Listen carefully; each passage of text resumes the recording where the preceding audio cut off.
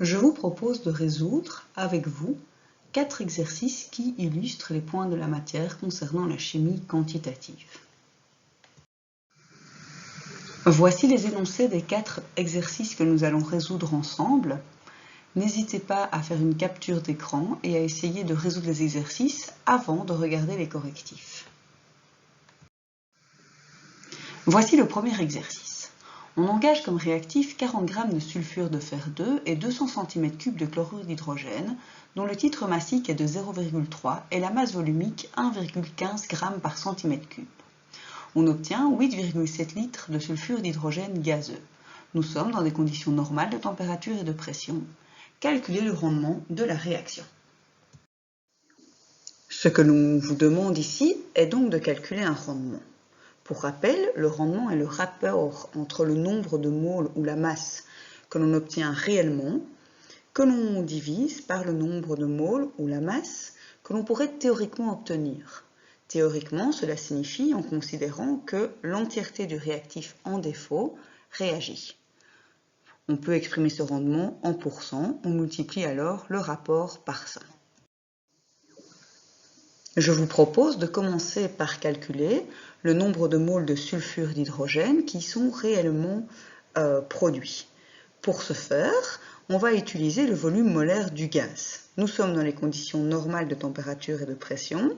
Une mole de gaz occupe donc un volume de 22,4 litres. En divisant le volume d'H2S obtenu par le volume molaire du gaz, nous arrivons à la conclusion que 0,38 moles de sulfure d'hydrogène ont été produits. Afin de calculer le nombre de moles que l'on aurait pu obtenir en théorie, il faut commencer par écrire l'équation de la réaction. Dans ce cas-ci, une mole de FeS réagit avec 2 moles d'HCl pour donner une mole de FeCl2 et une mole de H2S. Déterminons le nombre de moles de chacun de nos réactifs.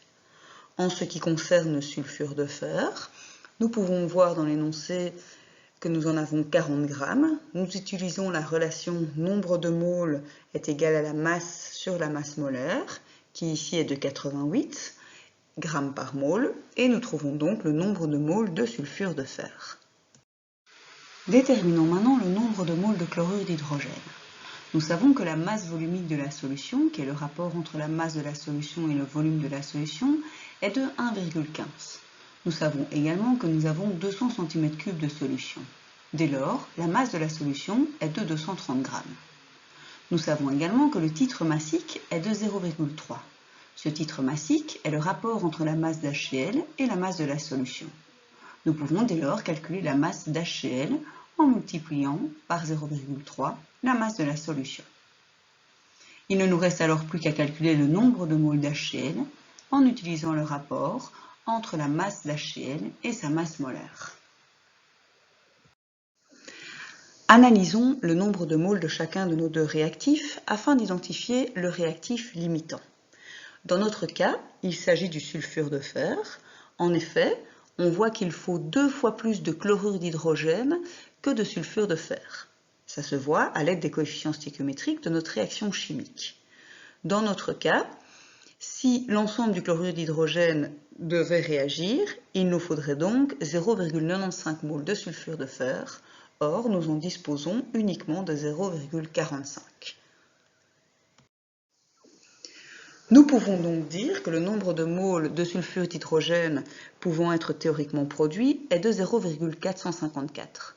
En effet, à la lecture de l'équation de la réaction, on constate que lorsqu'une mole de sulfure de fer réagit, elle produit une mole de sulfure d'hydrogène. Dans ce cas-ci, vu que nous disposons de 0,454 moles de FeS, nous allons produire 0,454 moles de H2S.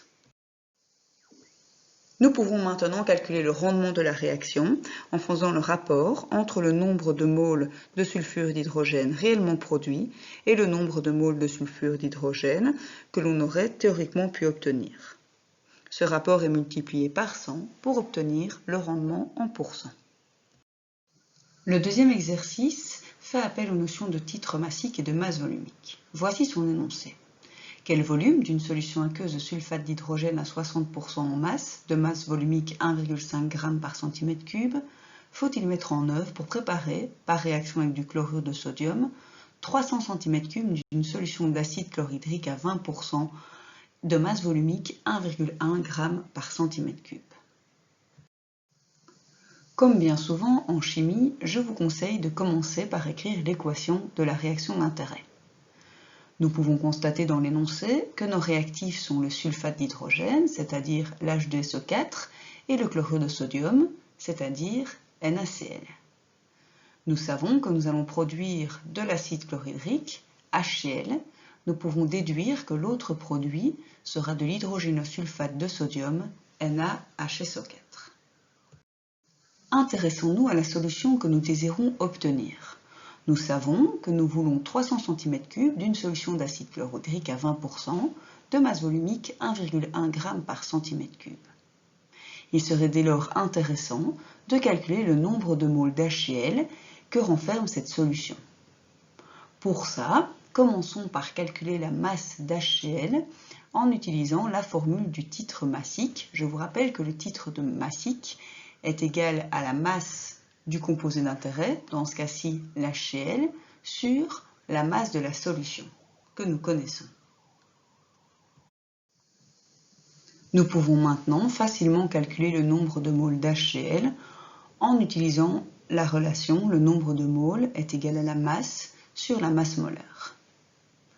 Nous avons donc 1,808 moles d'HCl dans la solution que nous désirons obtenir. Compte tenu de la stoichiométrie de la réaction, nous constatons que le nombre de moles d'HCl que nous voulons obtenir est égal au nombre de moles de sulfate d'hydrogène que nous avons dans nos réactifs. Connaissons le nombre de moles de sulfate d'hydrogène, nous pouvons calculer la masse en multipliant le nombre de moles par la masse molaire. Nous pouvons dès lors calculer la masse de la solution en faisant le rapport entre la masse de sulfate d'hydrogène et le titre massique. Enfin, nous trouvons le volume de la solution à prélever en utilisant la formule de la masse volumique de la solution. Passons au troisième exercice. Soit la réaction non pondérée suivante. Je vous laisse la lire. L'azote est préchauffé à 450 degrés Celsius dans un réservoir de 50 litres avant d'être engagé dans la réaction. Quelle pression maximale en atmosphère faut-il atteindre dans ce réservoir pour que l'azote soit en excès de 100% par rapport au réactif limitant? On utilise 1,1 kg de carbonate de sodium et 750 g de carbone graphite. Commençons par pondérer l'équation de la réaction. Dans cet exercice, on nous demande de calculer une pression maximale. Nous allons donc utiliser la relation des gaz parfaits, à savoir que la pression fois le volume est égale au nombre de moles fois la constante des gaz parfaits fois la température. Au sein de l'énoncé, on nous donne le volume, on nous donne la température. Afin de pouvoir résoudre cet exercice, il va donc falloir calculer le nombre de moles d'azote. Calculons maintenant le nombre de moles de chacun des réactifs afin de pouvoir identifier quel est le réactif en excès et quel est le réactif en défaut. Pour calculer le nombre de moles, nous faisons le rapport entre la masse et la masse molaire. Nous constatons que le réactif en défaut est le carbonate de sodium. Dans l'énoncé, il est mentionné que l'azote doit être en excès de 100% par rapport au réactif limitant. Dès lors, le nombre de moles d'azote que l'on doit introduire doit être égal à 2 fois celui du réactif limitant, autrement dit 20,755. Nous pouvons maintenant calculer la pression en utilisant la relation PV égale nRT en veillant à bien mettre la température en Kelvin. Voici le dernier exercice. Combien de litres d'hydrogène obtient-on à 0 degré Celsius et une atmosphère si 20 g de zinc réagissent avec de l'acide chlorhydrique?